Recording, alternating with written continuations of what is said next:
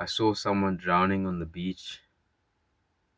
Immediately, I was like, I have to go put on sunscreen because it's hot. I could really get burned badly.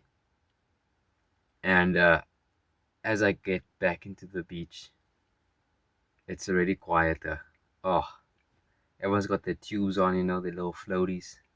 And they're all designed so differently as well.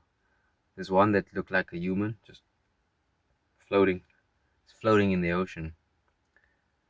And then the screaming started again. I was like, yeah, I know. What a rad floaty. It just made me think to when all this started. When this woman was singing that song by Usher.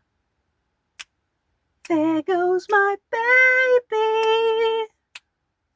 This is how I saw it from my perspective. I was like, come on. There goes my sunscreen. And this was the lifeguard's perspective. Yeah. There goes my clean sheet. And this was the victim's perspective.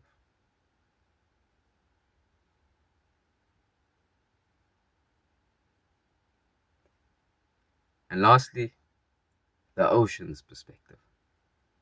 I just make waves, no matter if you're black, white, colored. I make waves. Rich, poor, single, straight, gay. I make waves. I don't care. I make waves.